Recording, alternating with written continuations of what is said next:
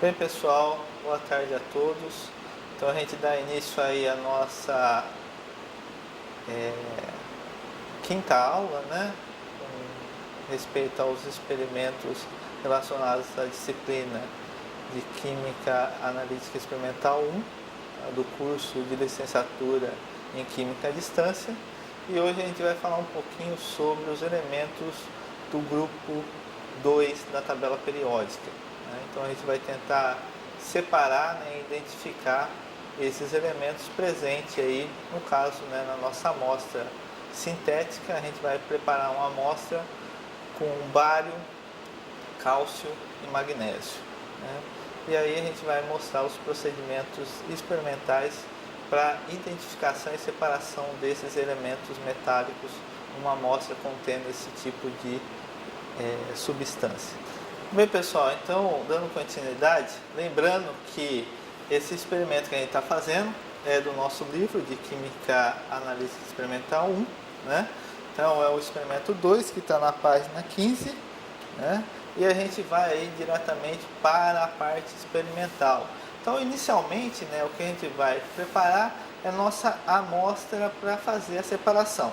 Então, vamos pegar um tubo de ensaio, né, já limpo, e vamos adicionar a esse tubo de ensaio as soluções de algumas gotinhas, né, 4 gotinhas de nitrato de cálcio, tá? 1, 2, 3, 4. Então aqui nós estamos colocando na nossa amostra desconhecida, né, no caso aqui sintética e conhecida, né, íons cálcio. E agora a gente vai adicionar nitrato de magnésio. Então a gente já tem cálcio, vai adicionar agora nitrato de magnésio, tá? Para ter então o nosso íon, que é o magnésio. Pronto. E finalmente, né, o próximo item aí para adicionar na nossa amostra é o nitrato de bário, tá? Então nós temos, lembra aí da primeira aula, nós pegamos aí, montamos o kit. Eu já separei aqui os materiais que a gente vai utilizar nessa nossa aula, né? E essa aula, né, nós temos aí como os principais materiais os íons dos elementos chamados alcalinos terrosos, né?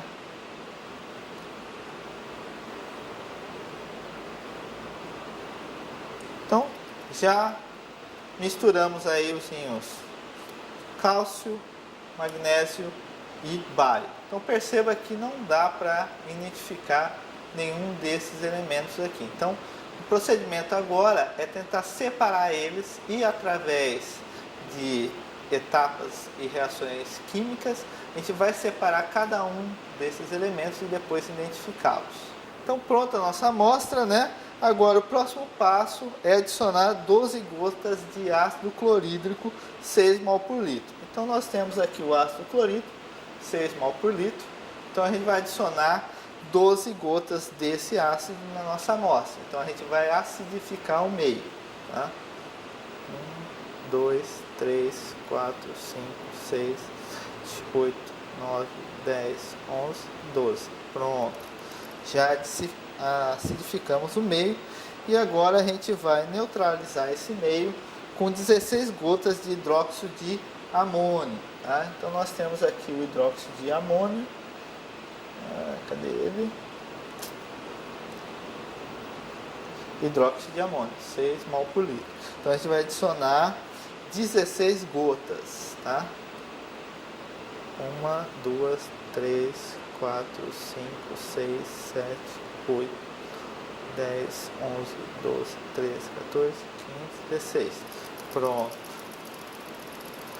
Bem, após isso a gente vai verificar se o sistema está próximo a pH 9. Caso não esteja, a gente vai ter que adicionar mais algumas gotinhas para que o sistema fique em pH 9. Tá? Então a gente vai verificar, se você colocar a mão aí, ó, no tubo de ensaio, você vai verificar que essa reação é uma reação exotérmica, com liberação de calor. Bem, então a gente vai usar para verificar o pH da nossa solução o papel de pH universal. Lembra, a gente já falou disso na aula inicial, né? Como que a gente faz na prática? Então a gente pega um bastão de vidro, tá? Que esteja limpo, coloca ele dentro da solução e passa no papel de pH universal. Esse procedimento tem que ser dessa maneira porque você não quer contaminar a sua amostra com qualquer partícula que esteja presente no papel de indicador, tá? Universal de pH. Bem, a partir daí, né, você põe sua amostra aqui no suporte e verifica se o pH está próximo ou não do valor que você deseja. E realmente está bem próximo aqui, entre 9 e 8. Então, estando nesse pH, a gente já pode ir para o próximo item, né, que agora é aquecer a nossa solução em banho-maria, tá? Sobre agitação, e durante esse processo a gente vai adicionar 25 gotas de carbonato de amônio. Então nós temos aqui o carbonato de amônio, ele está aqui, o carbonato de amônio, tá? Você vai adicionar um pouquinho aqui.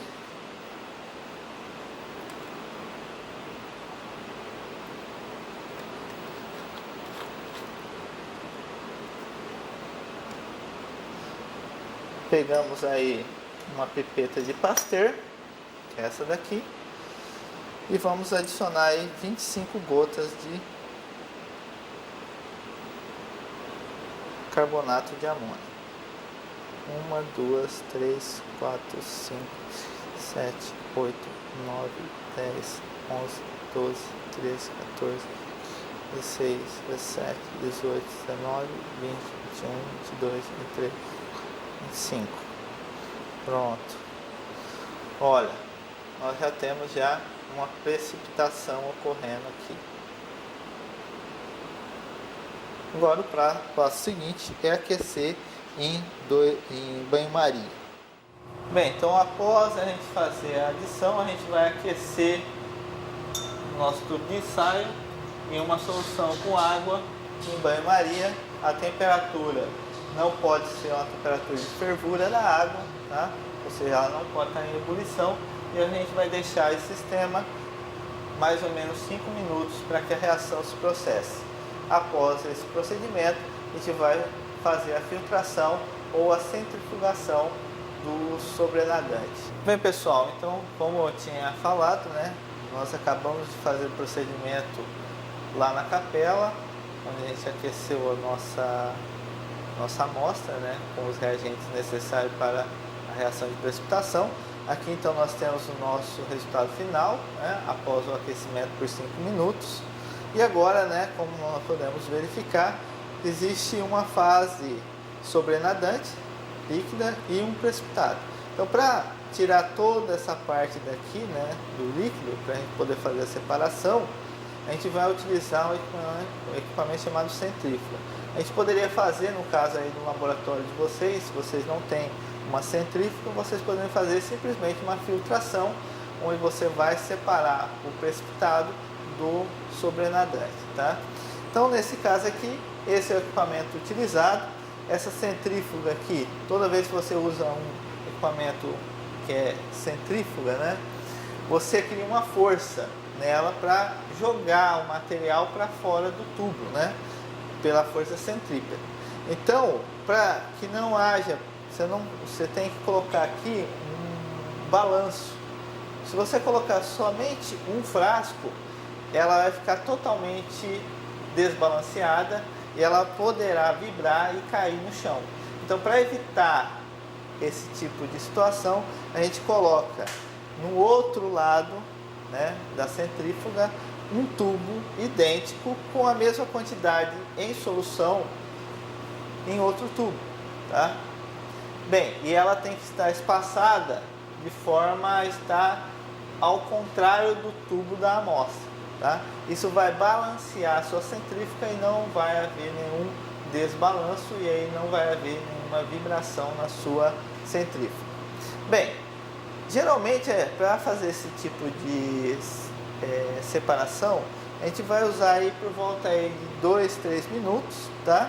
Numa rotação de 8.000 RPMs, 2.000 RPMs, não mais do que isso é suficiente para fazer essa centrifugação.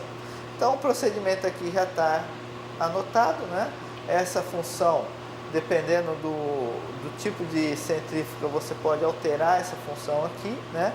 Então aqui no início eu tinha aqui, ó, então eu posso aumentar o número para 10 vezes 1000 RPM, ou seja, rotações por minuto. E aqui o tempo, né? 2 minutos. Beleza, é só ligar. Então ligando, você vai ver que ela já está funcionando e ela já está fazendo uma separação do sobrenadante do precipitado, tá? Então isso aí vai demorar 10 minutos. Após 10 minutos ela vai parar sozinha e vai apitar, já está pronto, a gente pode tirar e a gente vai para a próxima etapa da nossa análise. Então pessoal, após a centrifugação nós temos o precipitado sobrenadante, a gente vai separar ele através do uso de uma pipeta de pasteiro. Feita essa separação, se a gente quer uma separação quantitativa, a gente vai pegar esse sobrenadante que está aqui, tá? E vai adicionar mais algumas gotinhas de carbonato de amônio, tá? Para verificar se há precipitação de mais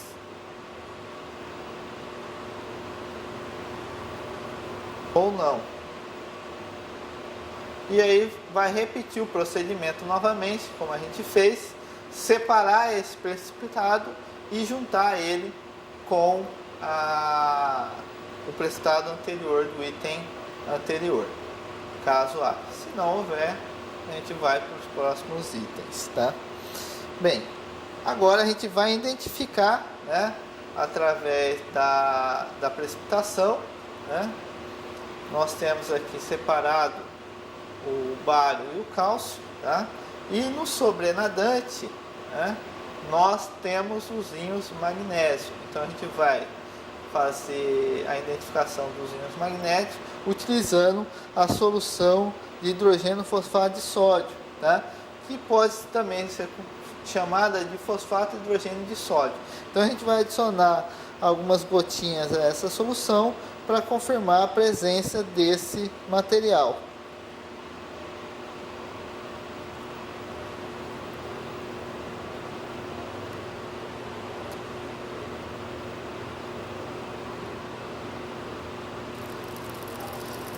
A formação dessa solução turva indica que nós temos a presença de íons magnésio na nossa solução. Isso tudo é em virtude da solubilidade de cada material presente, né, na nossa amostra. Então a gente tem aí na apostila uma tabela onde eu tenho os KPS, né, o produto de solubilidade, e a solubilidade de cada material que a gente está investigando aqui. Então, através dessas informações, a gente pode identificar a formação dos precipitados ou não e de quem está em solução ou não, tá? É assim que a gente identifica. Então, agora, né, o próximo item, né, após a identificação dos íons magnésio, é a separação de bário e cálcio e a sua identificação. Então, a primeira etapa desse procedimento, né, que é o procedimento 2 agora do experimento, é lavagem desse material. Então, a gente vai adicionar algumas gotas aí de água, né? Então, nós temos aqui a piceta, vamos adicionar algumas gotinhas de água. Vai centrifugar esse material, separar o sobrenadante, né? Jogar fora esse sobrenadante e fazer a análise com o precipitado.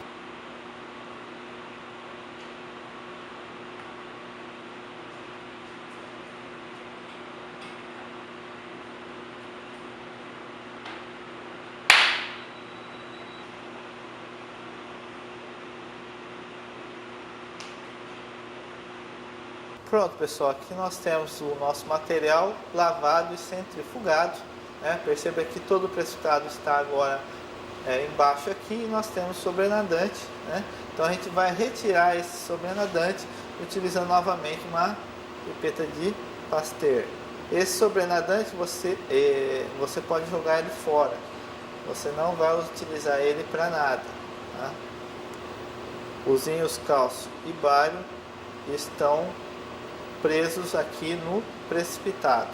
Então a primeira parte agora a gente vai tentar separar o bário do cálcio utilizando uma solução tamponada, né? Essa solução tamponada a gente vai usar aí o acetato, o ácido acético, né, 6 mol por litro, tá? Então a gente vai adicionar 5 gotinhas do ácido acético, tá? 1, 2, 3, 4, 5. Pronto, ó, já dissolvemos o nosso precipitado. Após a dissolução desse precipitado com ácido acético, né, a gente vai adicionar 1 ml de água. Então a gente pode utilizar uma pipeta de Pasteur também, né? 1 ml de água nada mais é que 20 gotas, né? Mas essas pipetas elas têm graduação, elas não são precisas, né? Mas você pode utilizar também essa graduação aqui. Então são 20 gotas que você tem que adicionar: 1, 2, 3, 4, 5, 6, 7, 8, 9, 10, 11, 12, 13, 14, 15, 16, 17, 18, 19, 20. Pronto. Bem, e mais 5 gotas de acetato de amônio, 3 mol por litro, que é esse aqui que nós temos, tá? Então a gente vai adicionar 5 gotinhas aí. 1, 2, 3, 4, 5. Pronto. Formamos a nossa solução tamponada, tá? Esse tampão é importante. Se ele não estiver tamponado da forma correta, a nossa reação não vai se processar como a gente gostaria, tá? Então, após isso, a gente vai adicionar então 3 gotas de cromato de potássio, 1 mol por litro, que é esse outro reagente aqui. E a solução deve ficar amarela, tá?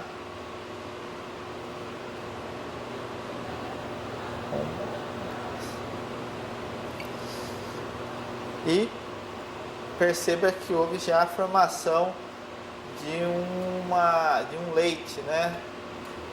Leitoso, uma solução leitosa. Isso indica que houve a precipitação de um material aqui, tá? Então é isso que é importante. Quando você for fazer o relatório, né, escrever sobre as reações, cada etapa que a gente está fazendo corresponde a um tipo de reação específica. E aí você está precipitando um material em detrimento de outro. Então é essa informação que você tem que escrever depois, na hora de você discutir esses resultados, tá? Então, feito isso, né, a gente agora já pode deixar descansando. Finalizado essa etapa, né, então nós centrifugamos. Então nós temos no sobrenadante os íons cálcio, que não precipitaram, e aqui embaixo, né, o precipitado, não sei se vocês conseguem ver, é o nosso cromato de bário, é ele que precipitou. A gente pode identificar ele através de uma etapa. Primeiramente, a gente vai separar o sobrenadante, que tem os íons cálcio, do precipitado, né? Então, isso a gente vai fazer utilizando novamente uma pipeta de Pasteur.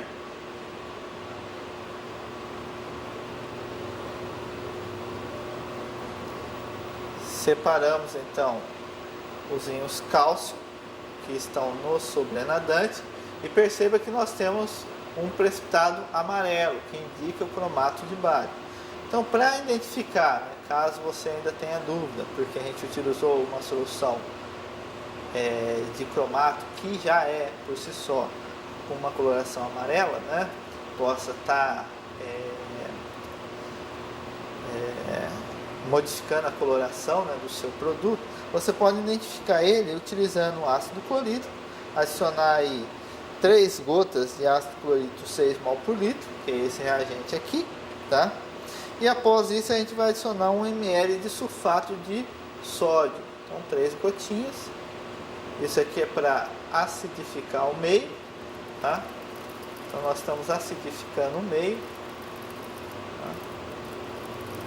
E consequentemente dissolvendo ele, né?